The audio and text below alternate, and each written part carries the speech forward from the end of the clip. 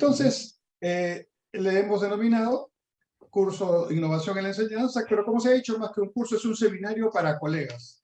Es una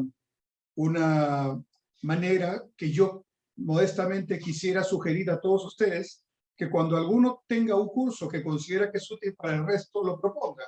Este es, digamos, el principal objetivo que busco. De manera tal que todos como comunidad académica vayamos creciendo juntos, compartiendo lo que vamos aprendiendo, lo que vamos reflexionando.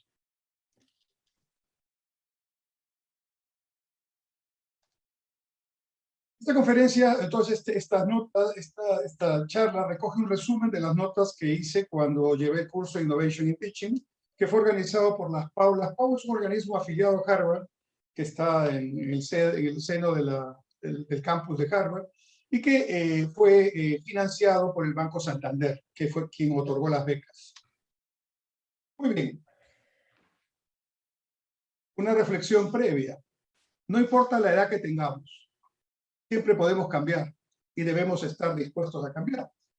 Es mi convicción que cuando ocurre el cambio, en lugar de resistirlo, hay que hacer como el surfista que está esperando justamente esa gran ola, la máxima, la más grande, la que a veces asusta, pero precisamente es la ola donde va a conseguir los mayores puntos, los mejores desempeños y estándares en su competencia de tabla, ¿no?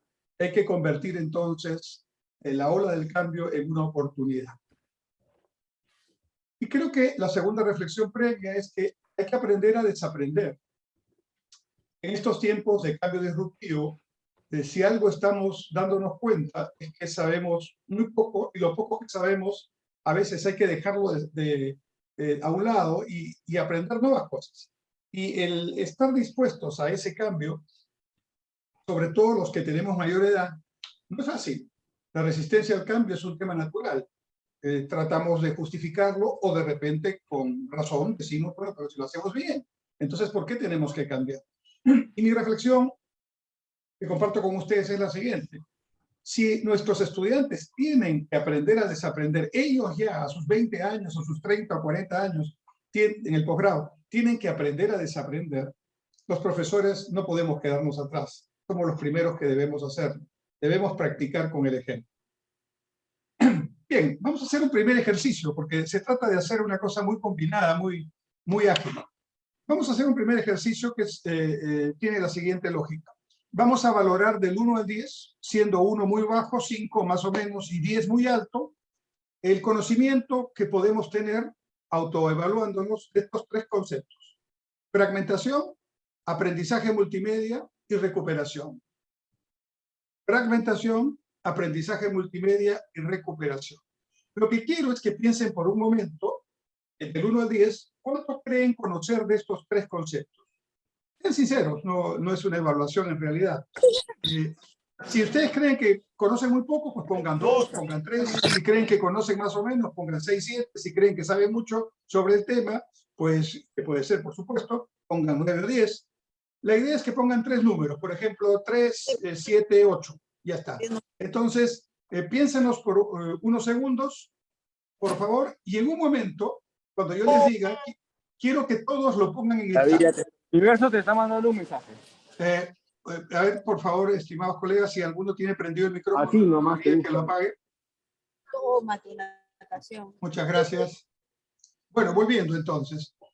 Repito, 3 conceptos: fragmentación, aprendizaje multimedia y recuperación.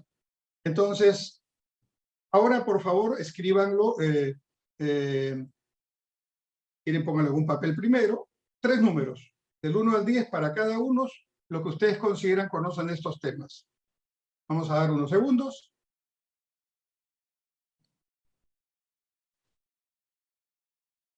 Muy bien. Háganme el favor de poner en el chat los 3 números, nada más que los 3 números, en el orden 1, 2, 3 que están ahí. 3 números para cada uno de ustedes. Voy a dejar de compartir para poder verlo. Fragmentación, aprendizaje multimedia y recuperación.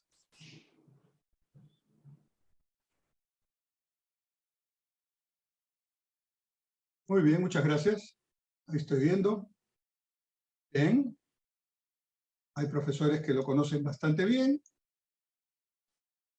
Y profesores que manifiestan que lo conocen muy poco.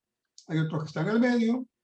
Muy bien. Por favor, háganlo todos, porque después les voy a pedir que lo vuelvan a hacer y hagamos una comparación. Ustedes mismos hagan una comparación.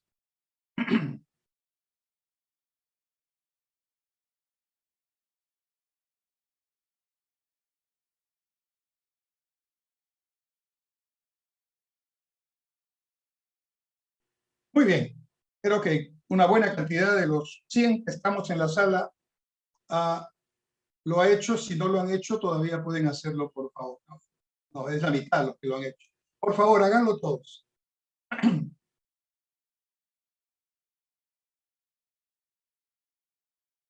Muy bien. Voy a volver a compartir. Ok. Entonces, son sobre estos 3 conceptos que vamos a tratar en esta primera sesión. En realidad, para decirlo de una manera pedagógica, lo que espero es que al final de esta sesión tengamos no solamente claro estos 3 conceptos, sino que sepamos aplicarlos y estemos dispuestos, ojalá, a aplicarlos en nuestras clases en el próximo semestre. A ver. Muy bien. Entonces, todo esto parte de la ciencia del aprendizaje. El curso se desarrolló de una manera tal que los profesores que tuvimos, todos o son autores de textos vinculados a estos temas o están investigando al más alto nivel sobre los mismos con artículos científicos que están publicados en las principales revistas. Entonces, la idea es que la ciencia del aprendizaje es la que está en el gran marco en el cual trabajamos nosotros, ¿no? Y la idea es que este sistema cognitivo, ¿no?, está compuesto de varios elementos. Hay un entorno del aprendizaje que tiene que ver con muchos aspectos: el contexto, la infraestructura, la tecnología. Hay una memoria sensorial que nos va a ayudar muchísimo para poder lograr los objetivos y hay que estimularla. Hay un tema de atención de los estudiantes hacia nosotros, hacia sus maestros, ¿no?, hacia el tema en realidad que se está desarrollando en la clase. Hay una memoria operativa que es fundamental entenderla para poder trabajar bien. Hay un proceso, hay una memoria a largo plazo que en su interacción con la memoria operativa es la que va a determinar si hay o no un conocimiento, un aprendizaje eficaz. Y hay un tema que es el tema de recuperación. Bueno, la ciencia del aprendizaje tiene por objetivo estudiar todos estos componentes, las propiedades y los elementos acerca de cómo aprendemos. En realidad hay 2 grandes vertientes de la ciencia del aprendizaje. Uno que va por el lado de las neurociencias, la neurobiología, y otro que va por el lado de la psicología y la ciencia cognitiva. Nuestro trabajo está ubicado en esta segunda rama, la que está más relacionada a la ciencia cognitiva. El trabajo de las neurociencias en realidad es, yo diría, subrayado y en mayúsculas, el trabajo en el siglo XXI. Todas las ciencias están avanzando y están desarrollando disruptivos procesos de avance rapidísimos y realmente extraordinarios. Pero si en el siglo XX el gran tema científico fue completar el genoma humano, aunque a veces ya lo consideramos como algo tan normal, pero yo recuerdo que hace 60 o 70 años atrás, pues, o 50 años atrás, este tema era un gran objetivo, ¿no? Completar el genoma humano. ¿Cuándo ocurrirá? Bueno, ya ocurrió, y a partir de ahí se han desarrollado en una serie de ciencias increíbles avances, y en las neurociencias, en el siglo XXI, hay un tema. Si el siglo XX fue, el hito científico fue completar el genoma humano, sin duda en el siglo XXI el hito científico será completar el conocimiento del cerebro.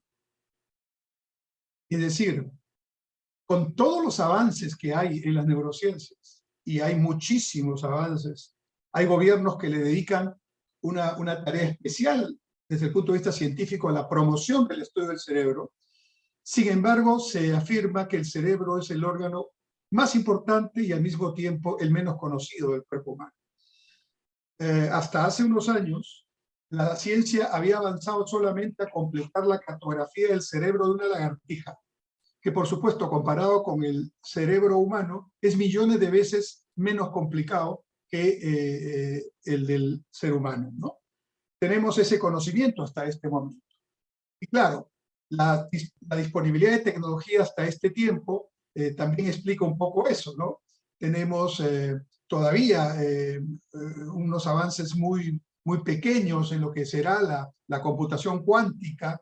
Estamos entrando a tecnología 5G, pero no queda claro que estamos en este momento en la quinta parte del desarrollo del siglo XXI. Durante el siglo XXI, quizás yo no lo veré, pero ojalá que la mayoría lo pueda hacer, se va a dar el gran avance científico del conocimiento del cerebro, que tiene básicamente dos objetivos: completar la cartografía del cerebro y por lo tanto entenderlo, ¿no?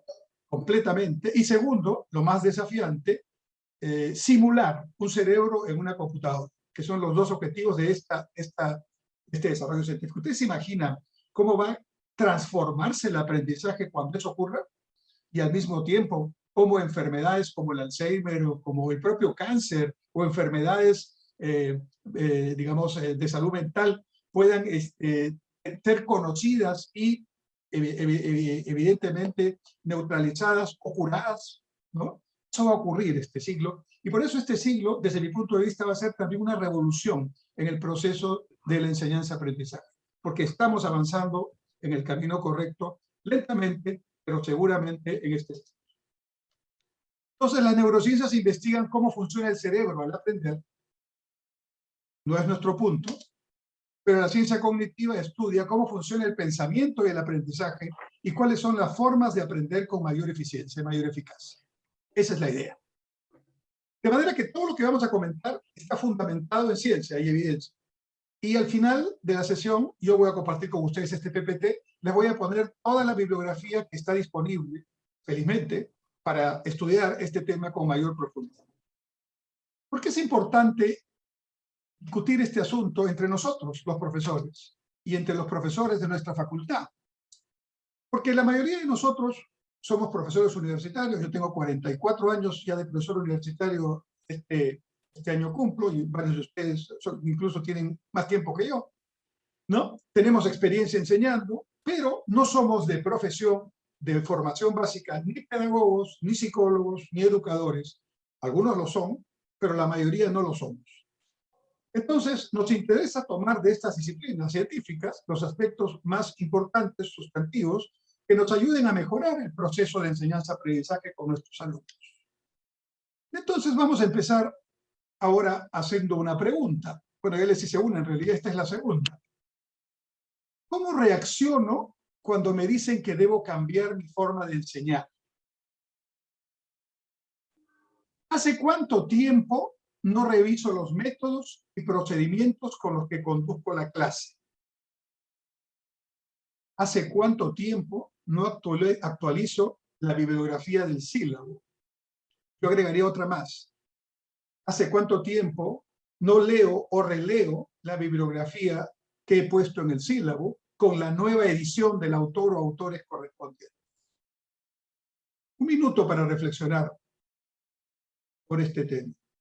La verdad que como somos tantos, no voy a poder hacer la interacción que quisiera en algunos puntos. Aquí lo que habría que hacer es abrir un espacio de debate, pero sin duda con solo una de las 3 o 4 preguntas nos vamos media hora. Y no tenemos media hora porque tengo que hablarles de muchas cosas, pero vamos a dejar un minuto para hacer la reflexión.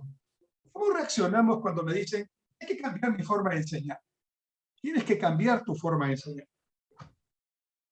¿Hace cuánto tiempo no reviso los métodos y procedimientos con los que desarrollo mi clase?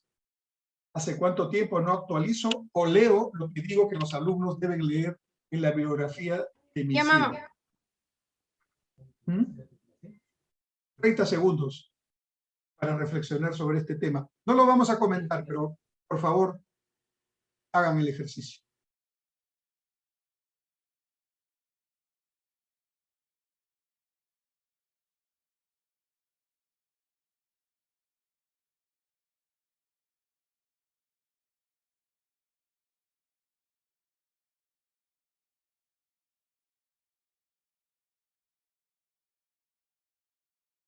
Muy bien. Les voy a dar el PPT, lo van a poder revisar con tiempo. Vamos reflexionando sobre este tema. Les decía que vamos a hablar esta mañana de 3 conceptos concretos: fragmentación, aprendizaje multimedia y la técnica de recuperación, que son los 3 principios fundamentales de investigación en la ciencia cognitiva. Sobre esto hay abundante información, hay investigación, hay datos que nos pueden dar una medida de cómo funciona y cómo no funciona y qué es lo que hay que hacer. O sea, nada de esto es especulación, sobre esto ya hay suficiente evidencia. Principio número 1, la fragmentación. ¿En qué consiste la fragmentación? Consiste, como ya el nombre lo sugiere, en dividir nuestras clases en fragmentos pequeños. En realidad, cuando nos dieron el curso, nos sugirieron que estos fragmentos sean entre 7 y 10 minutos. Yo he empezado a ver las clases que tenemos en la facultad a nivel de pre y posgrado. Algunas llegan a 3 horas, se hacen 3 horas seguidas, lo cual es poco pedagógico, digámoslo así, sobre todo pensando en nuestros estudiantes. Pero, digamos que lo normal es que hacemos 1h30, 2 horas, y entonces quizás es más práctico pensar en fragmentos cada 10 o 15 minutos. Entonces, lo que nos sugiere la ciencia es que dividamos la clase, no hagamos la clase de corrido con un monólogo del profesor, o algunos de ustedes probablemente ya hacen, sin saber qué es fragmentación, algo de esto, cuando interrumpen el desarrollo del discurso propiamente para incorporar algunos temas, algunas preguntas, o incluso para hacer algún comentario que haga un relax en medio de la tensión de la clase. De manera que intuitivamente probablemente muchos de nosotros ya lo hacemos, pero la idea es hacerlo de una manera mucho más sistemática y sabiendo por qué lo hacemos. Entonces, voy a tratar de explicar lo que nos explicaron a nosotros por qué es tan importante la fragmentación. Bueno, el segundo elemento, el segundo principio es el aprendizaje multimedia, que probablemente lo conocemos mejor. Yo no soy un experto en temas multimedia, hay varios que sí en la sala, pero se centra en la manera como presentamos la información al estudiante para que sea una manera mucho más eficaz en el aprendizaje. Esto también tiene una ciencia que está detrás, la vamos a explicar. Y lo tercero es la técnica de recuperación, que como su nombre también lo sugiere, consiste en extraer conocimiento que ya existe en la memoria de largo plazo para traerla a la situación actual, a la memoria operativa. Este es quizás el principal proceso del conocimiento y del aprendizaje, más bien, en jugar con la memoria de largo plazo y la memoria de corto plazo, sabiendo qué características tienen estas dos memorias y cómo debemos hacer para que el estudiante esté realmente aprendiendo. Entonces, el objetivo es que al final de este módulo, es decir, hacia las 10 de la mañana, podamos fomentar este aprendizaje activo, no pasivo, entre los estudiantes, usando los 3 principios con diferentes combinaciones que se adapten a la realidad de cada curso y a las características de cada tema. Vamos a ver entonces el tema de la fragmentación para mejorar la experiencia del aprendizaje. ¿Por qué dividir la clase en fragmentos o secciones de 10 a 15 minutos? La investigación científica y la evidencia enseñan que los seres humanos podemos mantener la atención de forma continuada en una tarea, pero nuestra memoria operativa, que es la que hace ese trabajo inmediatamente en el día a día, ¿no?, en tiempo real, donde se producen la conciencia y el pensamiento, tiene una capacidad limitada. Este es el elemento clave que tenemos que entender. Cuando estamos desarrollando esta charla, ustedes me están escuchando en este momento y está funcionando nuestra memoria operativa. En el momento que les dije 30 segundos para pensar en las preguntas que hace un momento planteé en la diapositiva, estaba yo estimulando que vayan a la memoria de largo plazo. E hice un alto para que eso se produzca. En otras palabras, el involucrar a la memoria a largo plazo requiere que el profesor sea consciente de cómo lo va desarrollando y cómo lo va estimulando adrede dentro del desarrollo de la clase. El principio es entender que la memoria operativa, que es la que trabaja en estos momentos, es muy limitada frente a la memoria de largo plazo, ¿no? Esto es, permítame la analogía, como la memoria que tenemos en la computadora y la nube, ¿no? La memoria de largo plazo viene a ser como la nube, es infinita, para efectos prácticos. Mientras que la memoria que tenemos en nuestro dispositivo tiene limitaciones. Entonces, nosotros tenemos que trabajar sabiendo que hay una base de información acumulada en la memoria a largo plazo y tenemos que estimular que vaya más información a esa memoria a largo plazo. Pero si no tomamos conciencia de este punto y no le damos atención, vamos a rellenar la memoria operativa, la de corto plazo, a tal punto que la vamos a bloquear. Y entonces ahí se pierde la atención del estudiante y lo peor, no se produce el aprendizaje activo, eficaz que estamos deseando desarrollar. Entonces, esta sencilla reflexión es tan importante que si la entendemos, realmente hacemos un cambio sustantivo, cualitativo en nuestro curso. Trabajar con las dos memorias, pero no saturar la memoria de corto plazo. Y estimular más bien que la memoria de largo plazo sea la que trabaje. Para eso tenemos algunos trucos que se pueden seguir. Este es un bonito resumen de lo que estoy diciendo. La memoria operativa tiene capacidad de almacenamiento limitada, la memoria de largo plazo, capacidad de almacenamiento ilimitada. La memoria operativa, aquí se concentra la conciencia activa, la que estamos usando en este momento, y la memoria de largo plazo, donde se almacenan de manera permanente nuestros pensamientos y recuerdos. Entonces, el aprendizaje consiste, visto desde esta perspectiva, en crear recuerdos desde la memoria a largo plazo hacia la memoria operativa. En crear recuerdos sólidos desde la memoria a largo plazo hacia la memoria operativa. Lo que significa que previamente tenemos que llevar los temas que queremos llevar y las motivaciones que queremos producir hacia la memoria de largo plazo. Entonces, nuestros estudiantes tienen tres posibilidades. La primera es que no hay aprendizaje, que no se creen esos recuerdos. Una clase, por ejemplo, en la que solo habla el profesor, en que solo hablamos nosotros, y el estudiante no tiene ningún estímulo a lo largo de un tiempo largo, además, ¿no? Sin duda no va a producir ese aprendizaje, ¿no? Luego, la otra alternativa es que se produzca un aprendizaje superficial, que produzca recuerdos a corto plazo, pero frágiles, no integrados, ¿no? También esto es posible, pero no es lo óptimo. Y lo tercero es que se produzca un aprendizaje profundo, con recuerdos fuertes a largo plazo. Y aquí lo interesante que la ciencia nos indica es que no es la cantidad de conocimiento lo que produce este aprendizaje profundo, sino el estímulo con los elementos claves que nosotros consideramos pueden hacer que ese conocimiento se produzca, que ese aprendizaje profundo se realice. Vamos a hacer un ejemplo sencillo de recuperación de la memoria a largo plazo. Todos están con cámara apagada, así que yo supongo que lo van a hacer, no hay ningún problema, háganlo por favor. 1, cerremos los ojos. 2, visualicemos mentalmente a un oso polar.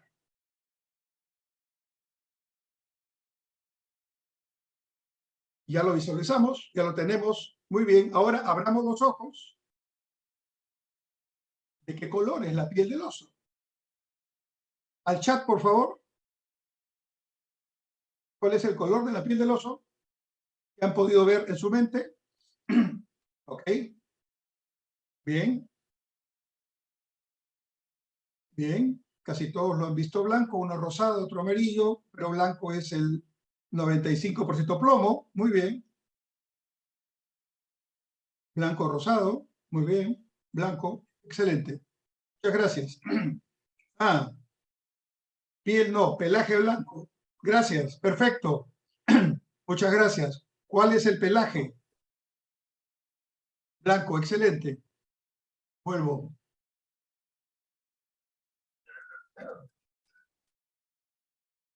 Sí, la respuesta mayoritaria ha sido la blanca. Y este pequeño ejercicio, así de sencillo, pero así digamos, de profundo, es un ejercicio por el cual ustedes, que no tenían ni idea de lo que les iba a hablar, ¿no? Y de que iba a aparecer un oso en nuestra conversación, ustedes han cerrado los ojos, pudieran no haberlos cerrado, ¿no? Han hecho el ejercicio de concentrarse y traer desde su memoria a largo plazo el recuerdo que tienen de cuando han visto en una película o de repente lo han visto en directo a un oso polar y han visto que el pelaje, vamos a llamarle así para seguir con nuestro colega, es blanco. Muy bien. Eso es lo que hemos hecho. Hemos hecho un acto de recuperación y eso es lo que nos piden que hagamos con nuestros estudiantes. Los ayudemos a recuperar conceptos que tienen en su memoria de largo plazo y que en un momento determinado los vamos a traer a la memoria de corto plazo para que puedan servir y complementar con los nuevos contenidos que les vamos dando. Otro ejemplo, vamos a usar ahora, había hablado al principio de la memoria sensorial. La memoria sensorial es esta parte que nos ayuda a hacer el trasvase desde la memoria de largo plazo a la de corto plazo o viceversa. Porque es a través de los sentidos cómo el cerebro está actuando. Nosotros percibimos a través de los sentidos, de la vista, del oído, del olfato, en fin, del gusto, percibimos hechos, situaciones, y esto va al cerebro, ¿no? Y ahí por una maravillosa comunicación, que no soy especialista en explicarla, pero que significa en milésimas de segundo, esas sensaciones que a través de los sentidos tomamos se trasladan de una parte del cerebro al otro hasta la parte consciente del cerebro y entonces ahí se genera este conocimiento, esta apreciación, en este caso la visión que ya hicimos hace un momento del oso polar y ahora va a ser otro sentido que voy a estimular. Pero lo que quiero decir es que el cerebro está funcionando, ¿no? Por eso es que cuando a veces tenemos algo que nos impacta positiva o negativamente, como tener vergüenza o tener tal vez una situación de miedo o de admiración o de emoción, lo primero que pasa en nuestro cerebro es que funciona la parte del cerebro que estimula los aspectos, digamos, de emociones. Pero luego, en milésimas de segundo, eso va hasta la parte consciente de nuestro cerebro y allí empezamos ya a darle una especie de explicación, de contenido a esa emoción que hemos tenido. Por eso no es casualidad que a veces las personas que se avergüenzan de algo, que sienten alguna situación particular frente a un tema, se ponen rojos, ¿no? Eso en realidad lo que está haciendo es ese efecto que se está produciendo. Muy bien, vamos a usar otro de nuestros sentidos para recuperar. Estamos haciendo ejercicio de recuperación. Cerremos los ojos nuevamente. Visualicemos en nuestra mente un café. Estamos tomando un café caliente, una taza de café caliente. De repente la tienen ustedes ahí en estos momentos, ¿no? Ahora vamos a hacer algo. Vamos a saborear el café.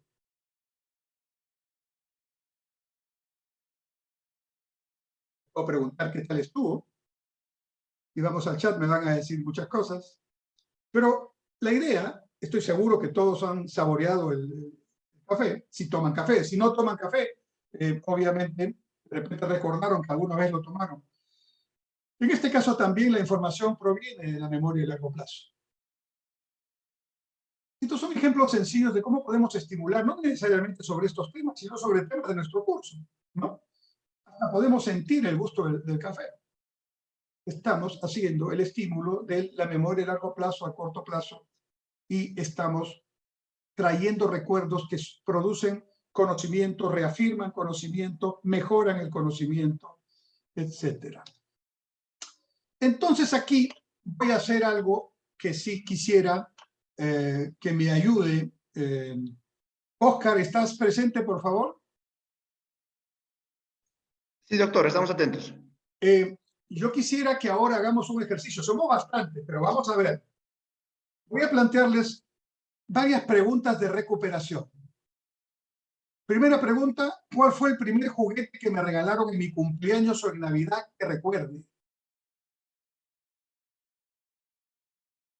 ¿Cuál era mi profesor o profesora favorito o favorita en el colegio? ¿Cómo se llamaba? ¿Qué curso enseñaba? cuál era su frase favorita. Muy bien. Oscar, te voy a pedir que nos ayudes. Quiero dividir en grupos lo más pequeños que se puedan, ¿no? A través de la plataforma Zoom lo podemos hacer. Y quiero que respondan, el grupo se reúna, no tenemos mucho tiempo, así que háganlo rápido. Ya se saludaron, no se saluden, porque si no vamos a perder valiosos segundos. Y de frente, cuando están reunidos, uno de ustedes toma la iniciativa y dice, bueno, yo recuerdo que mi primer juguete fue tal. El profesor o profesora que recuerdo es tal, se llamaba tal, decía tal y enseñaba tal. ¿De acuerdo? ¿Está claro lo que tenemos que hacer? Muy bien. Oscar, divídenos en grupos. Sí, doctor, vamos a dividirlos en grupos de 5 personas, 25 grupos de 5 personas aproximadamente. Voy a proceder con ello. Por favor. Regresamos en un momento. Regresamos en un momento a la sala plena. Estas son las preguntas, ahí las dejo. Listo. ¿Cuál fue el primer juguete que me regalaron en Navidad? Ya se les ha invitado, doctor. Están en grupos de 5 prácticamente. Por favor, aceptar la invitación y cada uno va a estar en una sala y pueden responder las preguntas que han indicado, por favor.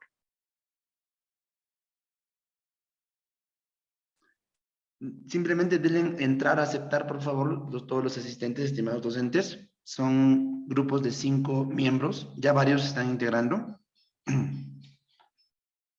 La sala 1, el profesor Cristian Macei, Edwin Vigo, la profesora Gaby Vargas, el profesor José Tecen, denle aceptar o entrar, por favor. Les ha debido llegar una invitación. La sala 2 ya está casi completa. Adelante, por favor. Sala 6 completa, sala 4 completa, sala 7, muy bien, sala 8. Muy bien, la mayoría ya prácticamente está en grupo. Los que falten, por favor, denle aceptar o entrar y van a poder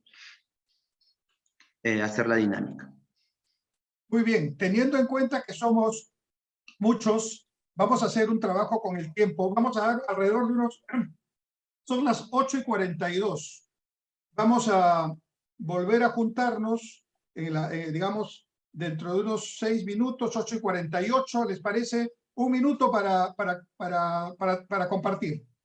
Cojan una pregunta y compártanla, porque si hacen las dos ruedas no va a dar para hacerlo. Muy bien, adelante, por favor.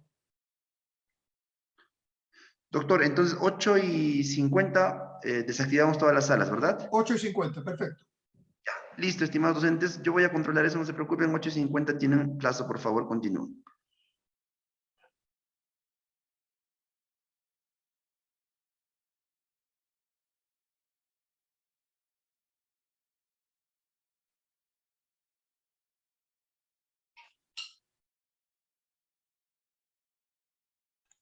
Los docentes que falten, simplemente, por favor, denle clic en entrar o aceptar. A ver, profesora Gaby Vargas, un segundito.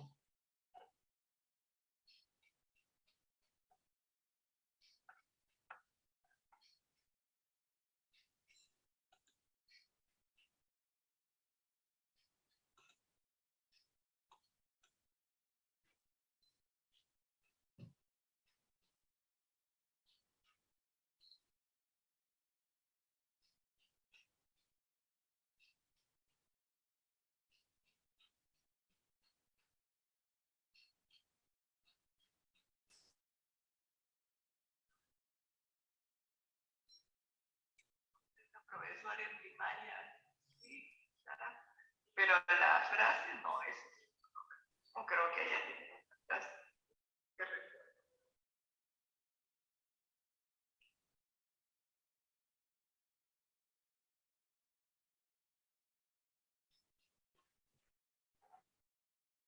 Recording in progress.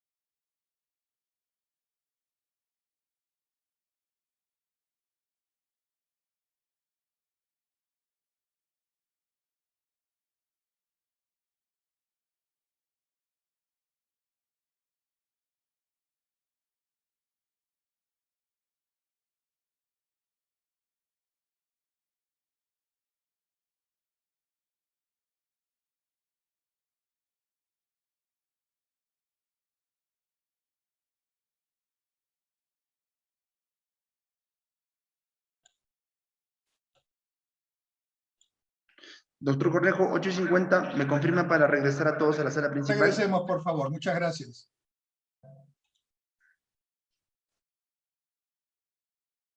Me Listo. avisan en cuando 50 ya están todos. regresan todos. Sí, ya se le mandó el comando. 50 segundos, regresan todos.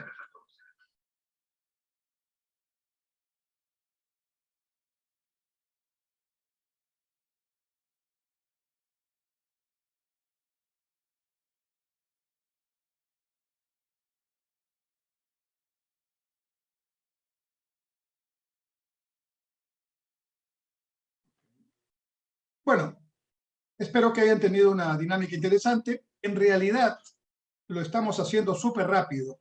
Estas son las partes en que hay que aprovechar mejor. Han desarrollado no solamente un ejercicio de recuperación, sino que han desarrollado un procedimiento de aprendizaje entre pares. Una de las conclusiones que tiene el curso de Harvard es que si hay algún procedimiento que está demostrado es el a la vena, como diríamos, ¿no?, más poderoso para generar aprendizaje eficaz, es el aprendizaje entre pares, que es lo que acaban de hacer y que nos recomiendan estimularlos a nuestros estudiantes. Claro que no se puede hacer a cada rato, pero hay que estimularlo de varias formas cuando sea posible, ¿no? Entonces, lo que ha ocurrido es que buscamos responder a las preguntas que les puse aquí sobre el juguete o sobre el profesor, ¿no? Y lo que han traído es información de la memoria de largo plazo recuperada, la han llevado a la memoria operativa y lo han comentado con sus colegas. ¿Cuál sería el ejercicio completo? Bueno, el ejercicio completo incluso puede tener varias etapas, pero implicaría regresar a la sesión plenaria como estamos aquí y que algunos de los grupos compartan lo que han conversado en el grupo pequeño. Y así el grupo completo, la totalidad del grupo, va tomando también elementos que le siguen ayudando a recuperar. O sea que cuanta más recuperación generemos en un periodo corto de tiempo, más estamos estimulando el aprendizaje eficaz. Pero no se habrán dado cuenta además que hemos hecho un juego por el hecho de que estábamos en una situación de monólogo mío y de pronto los he llevado a otro ejercicio, a otra circunstancia que los ha sacado de la monotonía del discurso tradicional y los ha llevado justamente a limpiar la memoria operativa para traer lo que les he pedido que traigan. Ese es el tema que nos recomiendan desarrollar con nuestros estudiantes. Entonces, clase tradicional.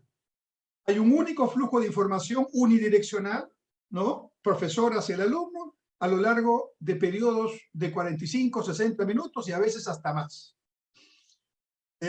Tenemos en la facultad clases de 60 minutos o más, ¿no? Y el riesgo, no el riesgo, la seguridad es que vamos a saturar la memoria operativa del estudiante y vamos a provocar una escucha pasiva. Entonces, ¿qué se nos recomienda?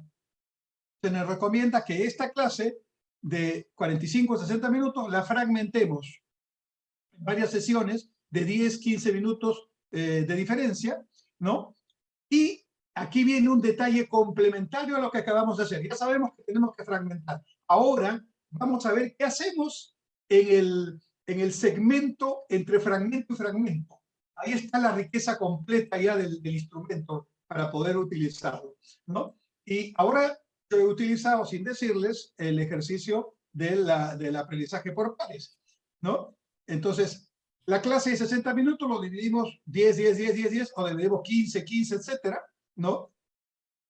Cada pausa entre un fragmento y otro, entre un segmento y otro, puede ser de unos 30 segundos, puede ser muy cortita. Yo hice una hace un momento, cuando les pedí que pensaran por un momento en el oso polar o cuando pensaran en el sabor del café, pero puede también llegar hasta 1 o 2 minutos. No conviene que dure más porque ya entonces salimos de la dinámica en la que nos encontramos. Entonces, ¿qué estamos haciendo? Estamos liberando espacio en la memoria operativa del estudiante, dándole tiempo a pensar, a analizar lo que está diciendo el profesor y a traer temas o a llevar temas a la memoria de largo plazo, que es nuestro objetivo central. ¿Cuándo logramos la atención de nuestros alumnos? ¿Con un aprendizaje activo o pasivo? Entonces vienen unas preguntas que podemos hacernos nosotros. ¿Qué es lo que está pasando en nuestras clases en la universidad? Tenemos clases que duran entre una hora y media y 3 horas. ¿Qué es lo que está pasando allí? ¿Cuánto tiempo de real atención tienen nuestros alumnos cuando estamos desarrollando estos largos periodos de clase? ¿Cómo se ha complicado este tema con las clases virtuales? ¿Cómo estamos haciendo el feedback, la retroalimentación para saber si realmente estamos llegando a ese aprendizaje eficaz? Yo, por ejemplo, les comparto que uno de los temas que más extraño en las clases presenciales es mirar a los ojos a los estudiantes. Porque cuando uno los mira, bueno, uno puede saber más o menos cómo va la clase, si están entendiendo, si están conectados, si están en otra cosa, cuándo hay que hacer algún giro, ¿no? Eso lo extraño mucho, sobre todo con las cámaras apagadas, ¿no? Que es como se dan normalmente las clases.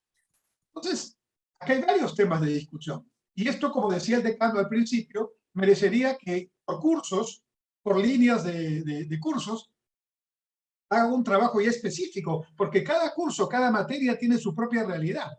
Esto se puede aplicar a un curso de cocina, a un curso de matemática, a un curso de gestión de negocios o a un curso de física cuántica, ¿no? Es decir, aquí se puede aplicar a cualquier tema que corresponda al proceso del aprendizaje.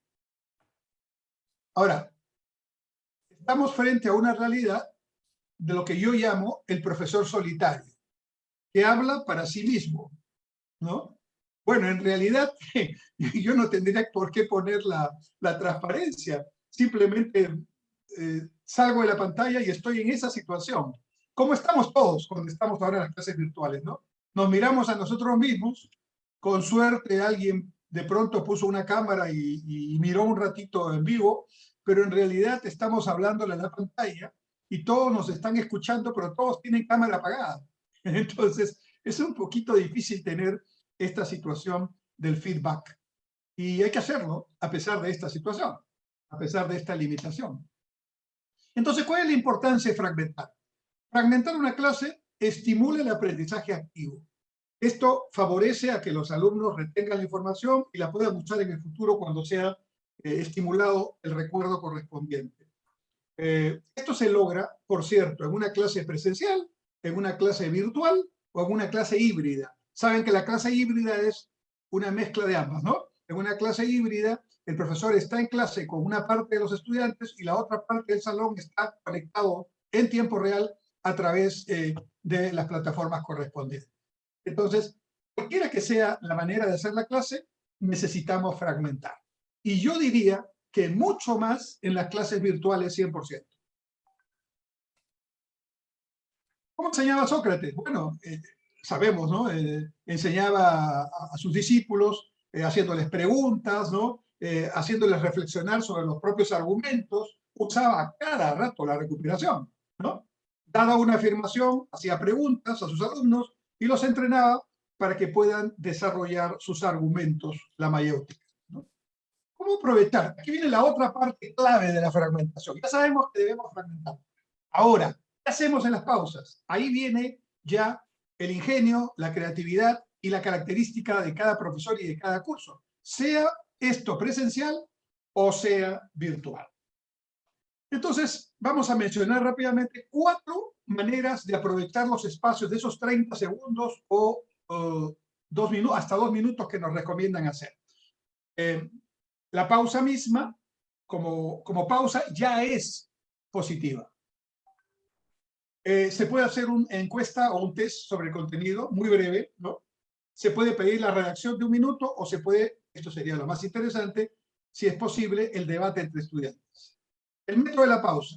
Bueno, pequeña pausa de 30 a 60 segundos a fin de que los estudiantes puedan procesar la información que reciben y liberar espacio en su memoria operativa. Cuidado, la pausa puede ser simplemente 30 segundos para reflexionar sobre lo que estamos conversando. Punto. Y silencio, ¿no? Esa puede ser. Ahora, obviamente hay otras mucho más estimulantes, ¿no? La encuesta. Aquí la idea es hacer una encuesta de 1 o 2 preguntas, ¿no? Para tratar de ver cómo está desarrollándose el contenido que estamos dando y para que los estudiantes liberen espacio nuevamente de su memoria operativa y puedan apuntar a lo que se llama el aprendizaje eficaz, que no solamente es saber de lo que estamos discutiendo, sino sobre todo saber cómo se usa y principalmente tener la capacidad de aplicarlo a alguna situación concreta cuando sea necesario. La encuesta cortita, 1 o 2 preguntas, pueden usar un formulario de Google o pueden decirla como lo estoy haciendo yo, ¿no? El alumno puede escribir la respuesta en un papel, puede ser un test con respuestas múltiples y también se puede recurrir a la instrucción entre pares si es posible. Una cosa que nos han recomendado es, en las preguntas por opciones, la investigación científica señala que las opciones, ninguna de las anteriores o todas las anteriores son correctas. No es que sean malas, pero no estimulan el aprendizaje activo. En todo caso, a los que leyeron más recientemente los ayuda más, porque tienen su memoria operativa, tienen más elementos que pueden ayudar.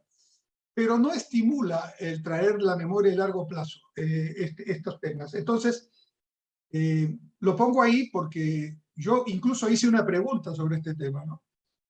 Ninguna de las anteriores, todas las anteriores, cuando hay opciones, dijeron preferible que no estén. Porque no es que conduzcan a algo negativo, sino que no ayudan al objetivo justamente del aprendizaje eficaz de traer los recuerdos eficientemente desde la memoria de largo plazo a la memoria de corto plazo. Redacciones en un minuto, esto también es muy sencillo. Les pedimos a los estudiantes durante la pausa, muy bien, agarren un papel o escriban en su Google, ¿no? Por ejemplo, durante un minuto, que voy a contar a partir de este momento, sobre algún aspecto que les haya parecido interesante. Escríbanlo, por favor. Está, ¿no? Y además, de repente, ustedes dicen, no escriben, no, es que terminó el minuto, inopinadamente le pido a varios de ellos que digan qué es lo que han escrito, ¿no? Otra posibilidad es que en un minuto escriban todo lo que recuerdan sobre lo que acabamos de discutir. Y ahí tenemos un detalle en el feedback, que va a aparecer cuál es el concepto que más pegó, ¿no? Como dicen los periodistas, la pepa, ¿no? ¿Qué es lo que quedó mejor? Quedó más sostenido de lo que habíamos dicho y ellos habían escuchado. La redacción de un minuto también es muy interesante. Y, como decía, lo más efectivo, el debate, ¿no? En las pausas, los debates tienen que ser sobre temas muy puntuales y muy concretos. Ahora me está ayudando Oscar, porque la plataforma de Zoom tiene esta posibilidad de abrir los grupos, y esto es lo que hay que estimular. Pero hay otras aplicaciones, Canvas, Moodle, Blackboard, etcétera, que permiten organizar foros de debate y ustedes pueden utilizar el que más consideren conveniente, pero lo importante es estimular en tiempo real el debate entre los estudiantes sobre las preguntas planteadas. Bueno, y el método que yo utilicé hace un momento, ¿no?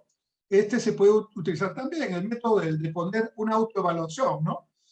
Pongo 3 conceptos, yo puse 3 hace un momento, les dije a ustedes califíquense del 10 al 1 en el conocimiento que tienen, y la idea es que cuando termine la clase, yo lo voy a hacer ahora, vuelvan a pedir sobre los 3 conceptos la calificación, y ahí ven un poco qué variación ha habido. Y como es un asunto absolutamente, digamos, rápido, no hay ahí mucho que pensar, entonces vamos a notar si realmente hubo un crecimiento o no, o una variación, en qué sentido el conocimiento de los temas. Si la clase es muy larga, y nuestras clases son largas, estimados colegas, ¿no? En adición a la fragmentación y las pausas, podemos hacer un descanso de 5 a 10 minutos, ¿no? Para que, sobre todo hay clases de 3 horas, esas me preocupan mucho, ¿no? Para que el profesor y estudiantes descansemos un poco y estiremos las piernas, entre comillas. En el curso de Harvard, en ese intermedio, no lo dejaron al aire, sino nos pusieron música clásica o música de rock, dependiendo de los gustos que había del profesor. Entonces, en todo momento se está pensando en estimular, en crear elementos que de alguna manera nos mantengan entretenidos, nos mantengan atentos, ¿no? Y esto del descanso es muy importante, sobre todo en las clases largas. Muy bien. Entonces, de la fragmentación sabemos su importancia, sabemos por qué es importante, porque esos espacios de fragmentación van a permitir el juego memoria a largo plazo, memoria a corto plazo, que debemos buscar. Y en los intermedios entre fragmento y fragmento podemos hacer escribir en un minuto, el diálogo entre pares, podemos hacer un pequeño cuestionario de 1 o 2 preguntas, o podemos hacer simplemente pausa y silencio para reflexionar sobre lo que acabamos de escuchar. Nos dan varias, y ustedes creativamente pueden hacer la suya también. La idea es, ¿cómo hacemos para, ya sabemos, para recuperar, estimular en el estudiante a recuperar, ¿no? Vamos al segundo principio, aprendizaje multimedia, ¿no? Estamos bien de tiempo. Muy bien. Este es el que probablemente más conocen ustedes. Yo no soy un experto, pero es cierto que una imagen vale más que 1000 palabras. ¿Qué nos dice la evidencia y la ciencia con respecto a este tema? Nuevamente, les voy a explicar lo que nos han sugerido que hagamos en este tema, ¿no? La evidencia señala que se obtienen mejores resultados cuando se combina adecuadamente imágenes dinámicas y palabras. Habrán notado que yo en todos los gráficos e imágenes que estoy poniendo, las estoy poniendo en movimiento. Es lo más simple que yo puedo hacer. Ahí, digamos, el PowerPoint permite esas dinámicas, pero yo sé que hay otras más todavía. Pueden poner videos con movimientos o incluso construir, dibujar ustedes elementos que sean, digamos, motivadores. Pero la idea es que estas imágenes, en la medida de lo posible, no sean estáticas. No sean estáticas quiere decir que tenga pues este movimiento, por lo menos este movimiento, ¿no? Segundo, que no sean decorativas. A veces ponemos una imagen, un dibujo animado, no sé, ¿no? Porque si son decorativas, de todas maneras, el estudiante va a mirar la imagen y si la imagen no ayuda mucho a complementar lo que dice el texto, entonces vamos a hacer una distracción y no vamos a lograr el objetivo, porque acuérdense que la memoria operativa no es ilimitada. Entonces, todos los estímulos que le vamos a dar van a ir primero a la memoria operativa. Y entonces esa memoria operativa de repente se dedica a mirar el dibujito y ya perdió el sentido si no está muy bien relacionado al contenido que queríamos desarrollar, estimular, etc. Entonces, el arte de esto es combinar adecuadamente textos e imágenes. Y palabras e imágenes hay que ponerlas también en un sentido de aprovechar cómo funciona el cerebro, ¿no? Entonces, las palabras o el texto está puesta de dos maneras. Por ejemplo, ustedes en este momento están escuchándome, yo estoy tratando, de repente no lo estoy logrando hacer todavía como quiero, pero yo estoy tratando de, aunque hay un texto, de no leer el texto. Estoy utilizando el texto. Tenía dudas al momento de hacer la PPT, porque yo podría simplemente poner aprendizaje mediante la escritura y mediante el lenguaje oral. Punto. Eso es lo que debería poner aquí. Y luego yo lo explico. Pero como el PPT va a quedar como un material para ustedes, si así lo desean, entonces estoy haciendo de alguna manera lo que no se debe hacer totalmente, poniendo texto que debería ser más reducido, ¿no? En realidad, lo que nos dicen es el texto más concreto posible, la idea más que la lectura de algo que se va a hacer, y la imagen dinámica y relacionada al asunto. Entonces, aprendemos mejor si usamos palabras e imágenes para transmitir en vez de utilizar solo palabras. Eso está clarísimo. O sea, las imágenes son fundamentales. Las palabras pueden ser orales, como las que estoy haciendo al hablar en este momento, y escritas, como las que están viendo en el PowerPoint. Y los elementos pueden ser dinámicos, ¿no? Así, de sencillo. O de repente, digamos, hago que el profesor se mueva. No soy experto para hacerlo, pero aquí hay varios que sí lo pueden hacer. Entonces, todo lo que signifique darle un movimiento a la imagen, que no distraiga, que complemente, es bienvenido. Y lo que tenemos que evitar es esto, estimados colegas. ¿Cómo no debe ser un PPT? Este es un caso. Lleno de texto, ¿no? Y además, ¿no? Probablemente se va a leer. Este es otro ejemplo de cómo no debemos hacer una diapositiva. Tiene imágenes, pero no sé si las imágenes ayudan, el texto no está claro, además de ser mucho texto. Y ustedes se preguntarán, sí, pero yo en determinado momento tengo que poner una cita textual. Muy bien. Por ejemplo, esta es una cita textual. Por favor, Cristian Masay, ¿me puedes ayudar, si fueras tan amable? ¿Puedes, por favor, leer la cita de Oscar Wilde que está ahí? Cristian.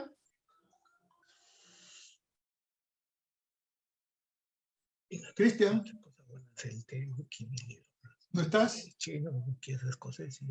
Ángela Enríquez. Buenos días, Ángela. ¿Qué tal? Buenos días, doctor. Mucho gusto. Sí, ¿Serías tan amable de leerlo, por favor? por supuesto. Inglaterra solo produce 3 cosas buenas: el té, el whisky y mis libros. Pero resulta que el té es chino, el whisky es escocés y yo soy irlandés. O sea que Inglaterra lo único bueno que tiene lo ha tomado de otros países. Oscar Wilde, 1854-1900. Muchas gracias, Ángel. Esto que acabamos de hacer, cuando ustedes se vean obligados a poner un texto como este, que obviamente mejor es leerlo textualmente que explicarlo, ¿no? Entonces, para que no siga siendo un monólogo del profesor, piden a un estudiante que los ayude a leerlo. Y entonces todos van a concentrarse, porque ya hicimos un giro diferente al monólogo del profesor, y estoy seguro que la frase de Oscar Wilde ha quedado mucho más en posición, en dirección a la memoria de largo plazo que tenemos, y la vamos a recordar muchísimo. Yo podría hacer un ejercicio ahorita. Voy a presentar. Podría hacer una pausa. La raya, ¿no? Por favor, el micrófono del colega que está. Gracias. Podría hacer ahorita un ejercicio, pero no lo voy a hacer por tiempo, pero podría hacer y decir, ok, pausa, estimados estudiantes. Borro aquí y digo, ¿qué recuerdan de la cita de Oscar Wilde? Y ahí estoy haciendo una recuperación doble, porque ya la hice al momento de producir la lectura con un estudiante y ahora la hago para que quede fijado en la memoria a largo plazo lo principal. ¿Cuál es la idea principal? Que Inglaterra parece ser que lo mejor que tiene no es de Inglaterra, ¿no? Es un poco la idea de bueno. Muy bien. Y también tenemos que evitar PPTs con diapositivas tan cargadas y evitar ser profesores karaoke. ¿Qué son los profesores karaoke? Yo a veces les confieso, he sido profesor karaoke, ¿no? El profesor que dice, bueno, esa es una famosa canción que sabemos, ¿no? Empieza a decir, bueno, les voy a explicar, si nos dejan, buscamos un rincón cerca del cielo, si nos dejan, haremos con las nubes terciopelo. Pues aquí se produce un problema, estimados colegas. El alumno tiene que tomar una decisión en fragmentos de segundo. O me lee el PPT o me escucha. Porque estamos haciendo lo mismo. ¿Y saben qué es lo que va a pasar? Ninguno de los dos. Vamos a bloquear su memoria operativa. Más aún si es un texto mucho más complicado. Algunos de ustedes me dirán, sí, pero en mi curso, por las características particulares, por ejemplo, un curso de matemáticas, ¿no? O un curso de física, que tiene fórmulas, ¿verdad? Va a decir, yo tengo que usar, muy bien. Entonces, no es que esto sea una regla que infranqueable, no. Pero entonces ustedes van a tener con mayor razón que imaginar cómo generar esa recuperación. De repente, digo yo, poniéndome como ejemplo, cuando yo estudiaba mi curso de derivadas y de integrales, lo primero que yo me preguntaba, ¿para qué me sirve esto? ¿No? Hasta que el profesor tuvo la buena idea de hacer algunos ejercicios de aplicación para los negocios, para, digamos, las utilidades, y ahí lo entendí, y me quedó. Y es posible que mi recuerdo de largo plazo, de hace muchísimos años que he llevado derivadas integrales, me permita hoy día tener una respuesta adecuada en mi recuperación de para qué sirve, por ejemplo, una derivada para explicar la teoría marginal del consumo, ¿no? Que lo puedo hacer ahora, ¿no? Sin tener que recurrir a mis notas, porque está en mi memoria a largo plazo. No seamos profesores karaoke, ni seamos profesores que llenamos la transparencia de información y lo que hacemos es desconectamos al estudiante, sin duda. Ahora, podríamos hacer un ejercicio en este momento, perdóneme, rapidito, 9:15 todavía lo podemos hacer. Por favor, vayan, les voy a dar 2 minutos. Googleen, entren al Google ustedes y busquen un PPT que sea el PPT más anti-PPT que puedan ubicar, que tenga gran cantidad de información, con letra que no se lee, letra chiquita que no se lee, con imágenes estáticas no relacionadas. En fin, búsquenme por favor en el Google o en el buscador que quieran y tráiganme un PPT que sea lo más antipedagógico posible. 1 minuto.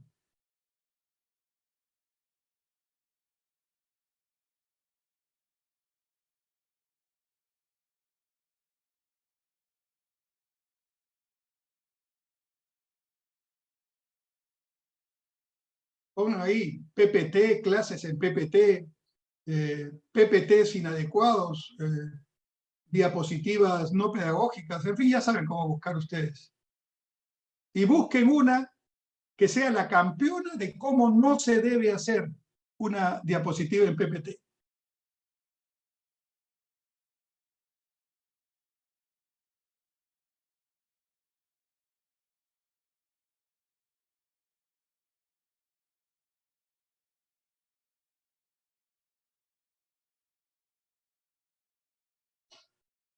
Es impresionante cómo con cosas sencillas podemos hacer cambios tan importantes, solo entendiendo algunos principios. Por favor, ¿alguien ya ubicó el peor de los PPTs que pueden haber encontrado? Si alguno de ustedes lo tiene, por favor avísenme. Doctor, buenos días. Sí, yo tengo un PPT Sergio, terriblemente muchas diseñado. gracias. Oscar, ¿le puedes dar a Sergio la posibilidad de compartir pantalla para que nos muestre el PPT, por favor?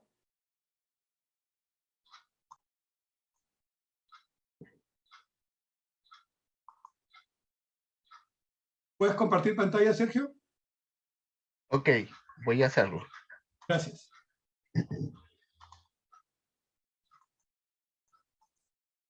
Este es el PPT. Extraordinaria muestra. Por favor, ¿cuánto le ponemos sobre 20 a este PPT? -1, doctor. -1, -1. Bueno, muchas gracias, muchas gracias. Mire, esto De es nada, lo que doctor. Muchas gracias a usted. Esto es lo que nos demuestra que tenemos posibilidades de hacer maravillas en nuestro curso, simplemente entendiendo que lo que nosotros tenemos que hacer es estimular en el estudiante la recuperación y el aprendizaje activo, ¿no? Adolfo me dice, según la norma, una diapositiva no debe tener más de 10 líneas. Y yo diría, efectivamente, yo diría que incluso no lo tomemos en líneas, tomémoslo del concepto. Por ejemplo, ¿no? Es un power word. Si realmente ponemos un concepto, por ejemplo, ahora yo lo puedo hacer con ustedes. Yo pongo fragmentación y hago un dibujo dinámico de la fragmentación. Esa podría ser la única lámina que sirva para varias de las cosas que hemos hecho. Sí, una foto muchas veces es suficiente para explicar en ese caso. Sí, efectivamente, una foto, una imagen, ¿no? Por ejemplo, recuperación en este momento. Por ejemplo, ¿recuerdan una foto de un encuentro de amor? ¿Recuerdan la foto del marinero regresando de la Segunda Guerra Mundial que besa a su novia cuando llega? Yo creo que todos tenemos esa foto en la memoria a largo plazo, ¿no? Yo los he estimulado a traerla. Muy bien, si yo quiero hablar de lo que significa el amor y la distancia, a pesar de una guerra, pongo esa foto y luego tengo que hablar lo que tengo que hablar. Muchas gracias, podemos retirar ya la vista. Sergio, te agradezco mucho tu colaboración. Muy bien, entonces seguimos. Esto que acabamos de hacer es otro ejercicio que podemos aplicar. Hay, como verán, muchas formas de hacerlo. Ahora, esto requiere, estimados colegas, que hagamos un pequeño esfuerzo de preparar la clase en este sentido. No es fácil al principio, quiero decirles. Yo estoy haciendo el esfuerzo de preparar mi curso para el próximo semestre, que ya empieza dentro de poco, dentro de unas semanas, con estos criterios. Pero no es tan sencillo porque requiere que nosotros hagamos el trabajo, ¿no? Pero ¿saben qué? Lo más interesante es que el estudiante va a salir beneficiado y que luego esta inversión de tiempo nos va a servir a nosotros para poder, por ejemplo, como vamos a ver en las otras sesiones, medir el rendimiento del estudiante, ¿no? Bien, voy a volver a compartir pantalla. Volvemos. Entonces, evitar ser profesores karaokes debe ser uno de nuestros objetivos. Lo mínimo que debemos hacer es gráficos como estos, ¿no? Que por lo menos tengan algo de movimiento. Pero ustedes saben mucho más que yo de esto y solo quiero dejarles la inquietud. Imágenes solo decorativas no ayudan, ¿no? No ayudan. ¿Qué se aconseja? Usar imágenes más informativas. Como decía algún colega por ahí, quizás una foto sola, sin texto, ayuda más, ¿no? Y, digamos, por ejemplo, quiero hablar de estereotipo, yo puedo poner esta foto, efectivamente, ¿no? Esta foto. ¿Listo? Y explico qué cosa es un estereotipo, qué cosa es un prejuicio. Ahí está. Si uno busca bien, busca con tiempo, uno va a encontrar. Pero en el curso había profesores, porque había profesores de toda Iberoamérica, ¿no? Habían profesores que eran capaces de ellos hacer su propio diseño, o sea, ellos construían su collage, en fin, eran muy hábiles para hacerlo. Realmente yo no me encuentro en ese grupo, pero seguramente entre ustedes hay varios. Entonces, ¿qué es lo que está aquí en el fondo en discusión? Hay que conocer nuestro cerebro. Nuestro cerebro tiene dos canales distintos y simultáneos para recibir información. El canal de las palabras y el canal visual. Por eso es tan importante siempre poner imágenes, no solo texto. Pero el texto o el habla, que estoy usando los dos ahora, ¿no? Deben ir combinados con el canal visual adecuado, porque son dos canales diferentes, ¿no? Entonces, cuando uso yo palabras y textos, debo complementarlos para lograr un mayor y más potente aprendizaje o entrada de la información. Ahora quiero decirles, no sé si les malogro la mañana, pero yo soy parte de los que tenemos que hacer este ejercicio. ¿Qué nos dicen los profesores que nos han enseñado y que son los autores de algunos de los textos sobre aprendizaje eficaz, digamos, recuperación, aprendizaje entre pares, ¿no? ¿Qué nos dicen estos famosos? Señores, adiós a las clases magistrales. Y algo tiene que pasar en la enseñanza-aprendizaje en este siglo XXI, es que ya no haya profesores con clases magistrales.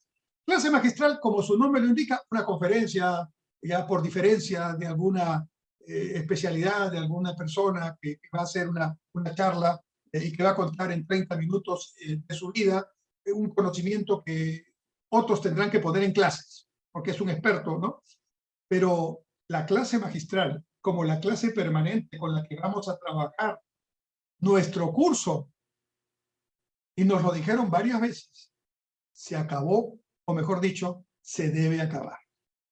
Así que varios de nosotros, me incluyo, que hemos hecho a lo largo de nuestra vida como docentes, clases magistrales, y que incluso somos muy bien calificados por los estudiantes, no las hacemos aburridas, digamos, pero será bonito para nosotros, pero a nuestros estudiantes le estamos dando menos posibilidad de aprendizaje eficaz que con los métodos sencillos, pero útiles y efectivos que sí funcionan para lograr ese aprendizaje efectivo. Así que queda la reflexión, estimados colegas, de ustedes, porque claramente esta es una decisión que tienen que tomar.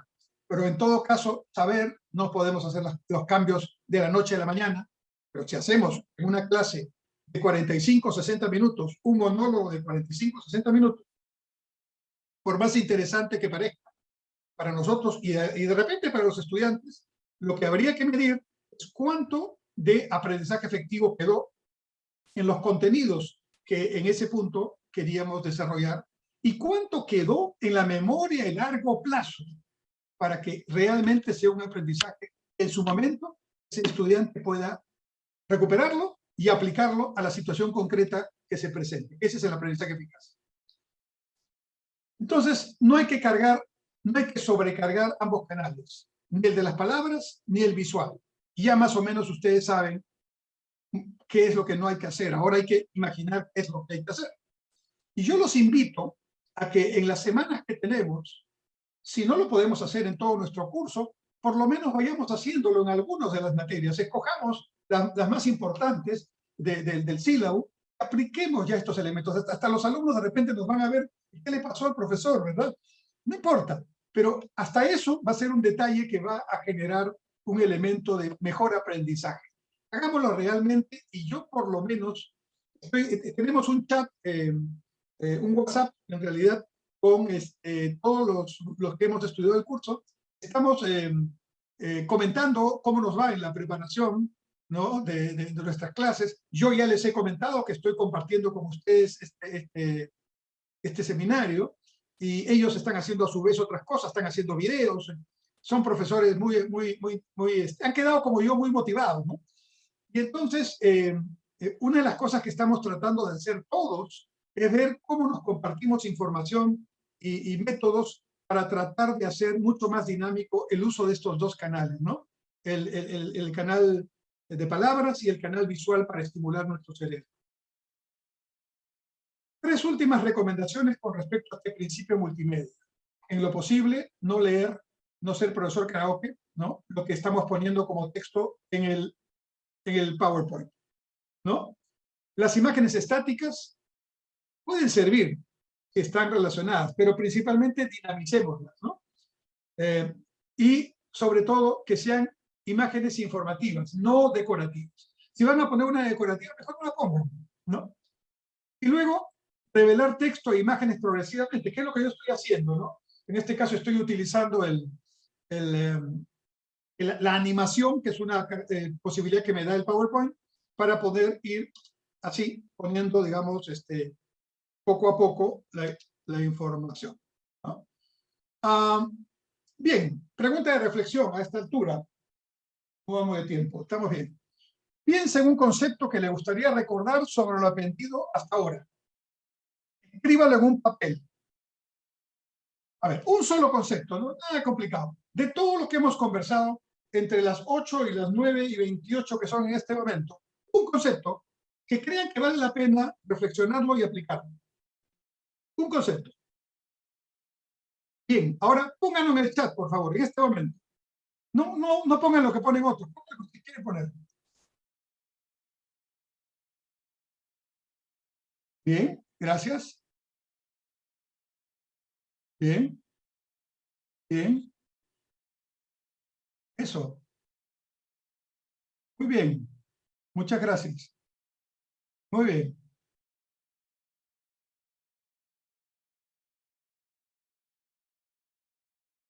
Muy bien. Les agradezco mucho. Es muy estimulante. De verdad. No al karaoke. Está muy bien. Sí. Esto del profesor karaoke también me llamó mucho la atención, sí, realmente. ¿Y saben cómo salió el término? Un profesor mexicano intervino y dijo que había estado tratando de ver por qué la palabra karaoke estaba en el chat de sus estudiantes, hasta que un estudiante que ya terminó el curso le dijo, no, profesores, que llamamos profesores karaoke a los que leen la diapositiva que nos presentan, y entonces nos preguntamos, ¿para qué asistimos a la clase? Si tranquilamente podemos ver el video y ya está, no necesitamos estar ahí. Bueno, muchas gracias, seguimos. Vamos entonces a ver el tercer elemento importante.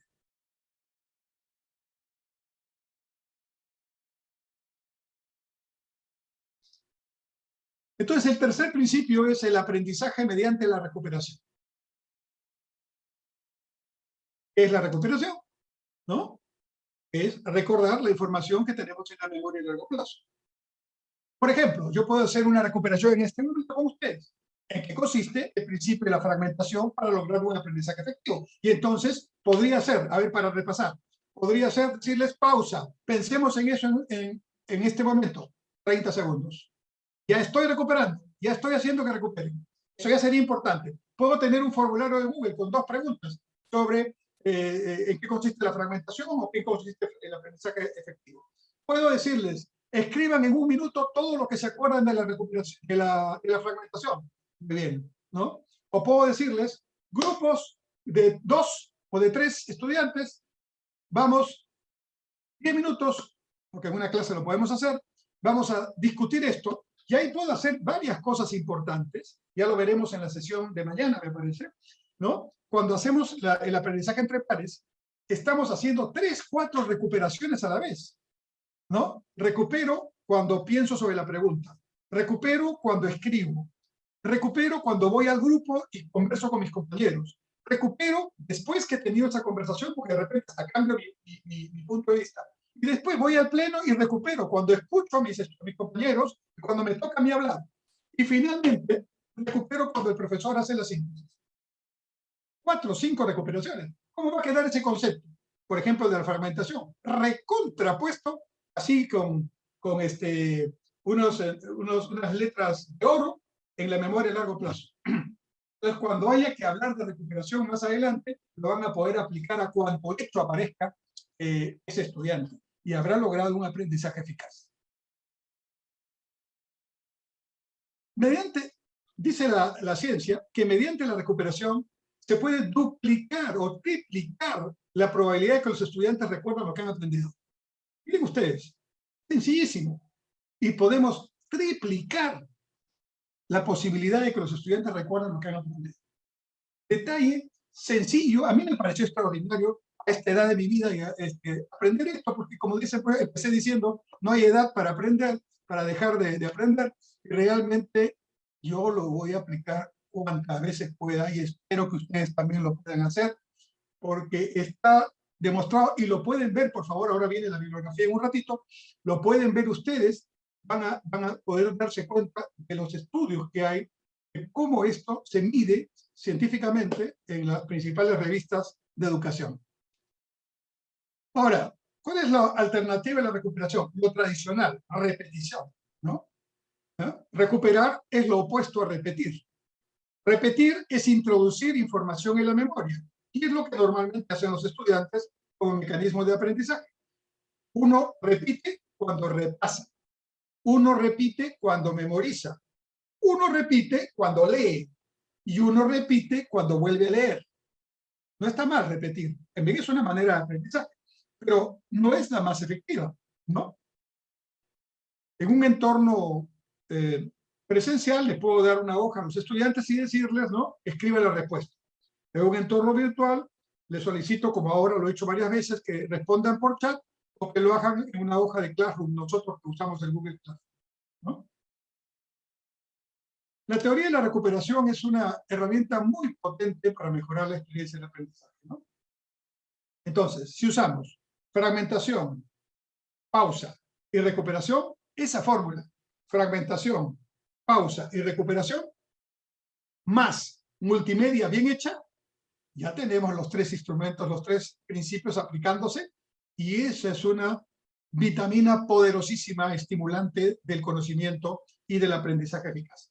Estamos haciendo que el cerebro trabaje eficientemente, no lo estemos cargando en la memoria operativa todo, no estamos explotando demasiado la imagen ni el texto, no estamos aburriendo, estamos generando en el estudiante esos segundos que necesita para decir, ¿no? Esto es importante.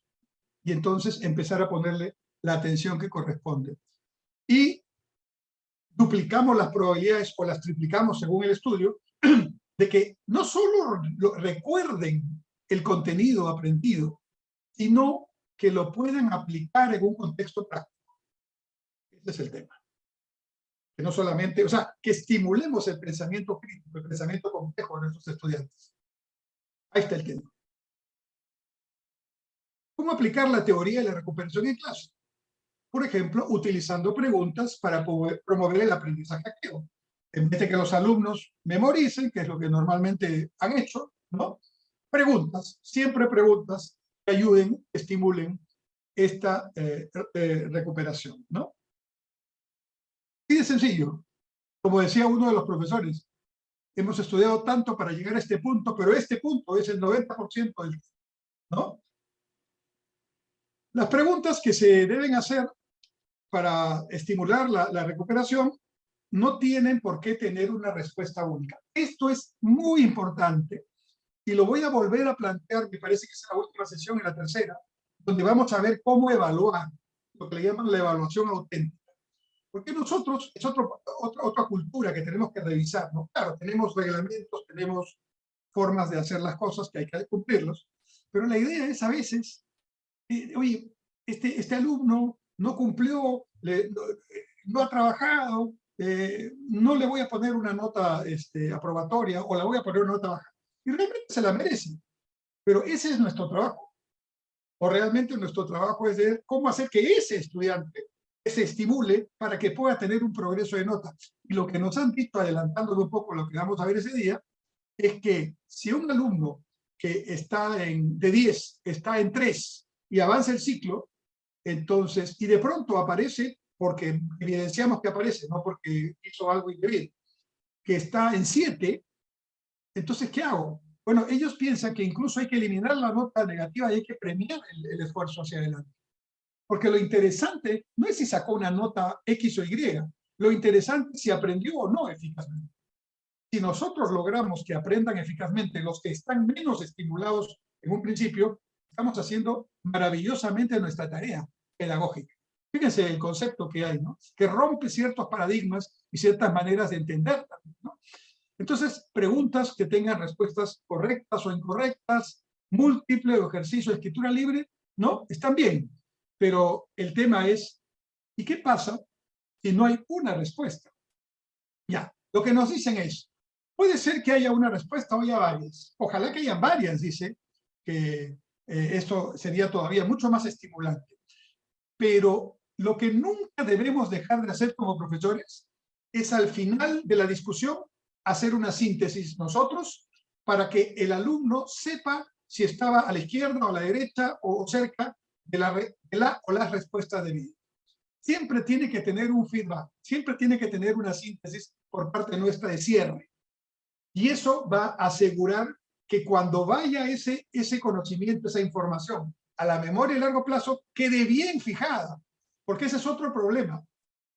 ¿Qué pasa si efectivamente estimulamos que vaya información a la memoria a largo plazo, pero no completamos la información adecuadamente? Entonces va a quedar muy bien fijada, pero va a quedar fijada de manera incompleta desde el punto de vista del contenido. Esa es una parte de responsabilidad nuestra, ¿no? Entonces, eso también hay que tenerlo muy en cuenta, ¿no? Entonces, los estudiantes deben siempre conocer al final la o las respuestas correctas y esto ayudará mucho mejor a fijar el contenido en la memoria a largo plazo. También se pueden elaborar test para los estudiantes, ¿no? Algunos se pueden crear sobre la marcha mientras estamos haciendo la clase, por ejemplo, esos de 1 o 2 preguntas para la pausa, ¿no? Se pueden hacer oralmente. El otro día estábamos en el ciclo de conferencias del gobierno digital que hicimos, éxito y gracias a los que asistieron. Realmente pronto vamos a presentar ya el libro que tiene todas las ponencias. Bueno, y un profesor, un expositor había preparado un trabajo de dinámica de grupos, pero en la conferencia no salió bien, ¿no? Pero en realidad luego se le ocurrió y empezó a usar el chat.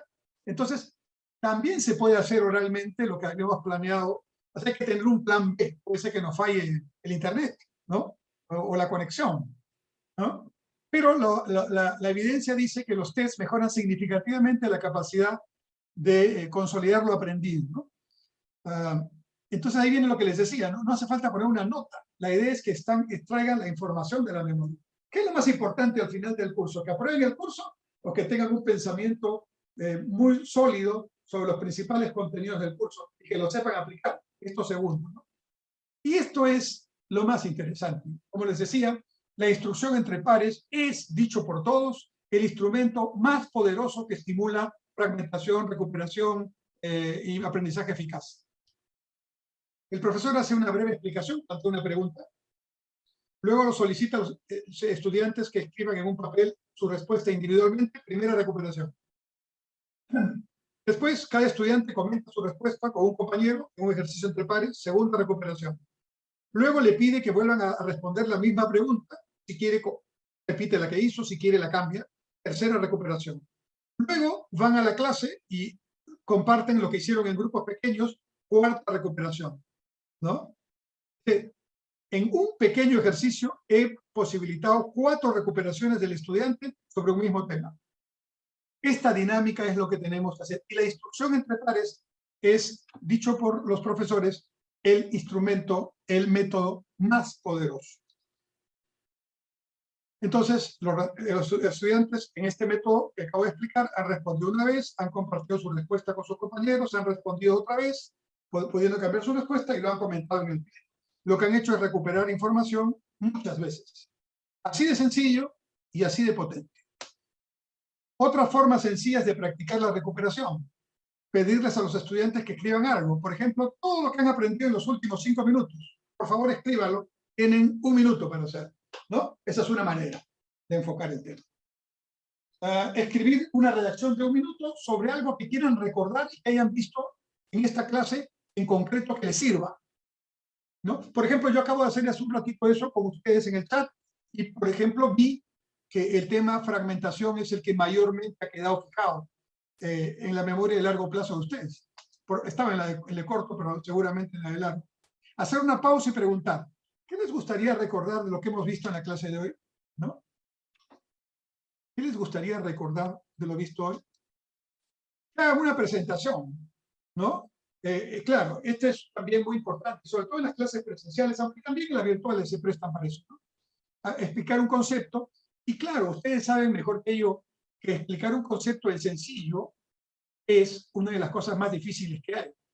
En realidad, los grandes pensadores son los que pueden, en 2 palabras, explicar un concepto muy complejo, ¿no?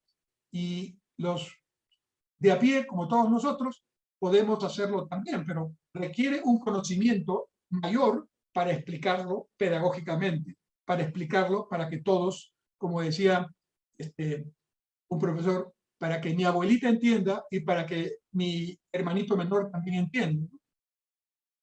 Entonces, el hacer presentaciones también implica varios elementos de recuperación para cada estudiante que participa en el grupo. Eso hay que estimularlo también. Nosotros lo hacemos, pero ahora hay que hacerlo pensando en el principio científico del tema. ¿Qué puede dificultar que apliquemos en nuestras clases estos 3 principios? Frases como estas, ¿no? Yo enseño hace muchos años y me va muy bien. Los estudiantes siempre me califican alto. Yo agregaría, ¿y el costo de oportunidad de no hacerlo mejor?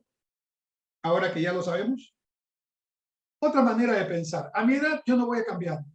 Respuesta, no hay edad para aprender, menos en estos tiempos post pandemia. Si no, solamente les pongo una reflexión. ¿Cuántos de los que estamos aquí usábamos la banca móvil hace 2 años como lo usamos ahora? Estoy seguro que un porcentaje importante se ha incrementado en estos 2 años por necesidad.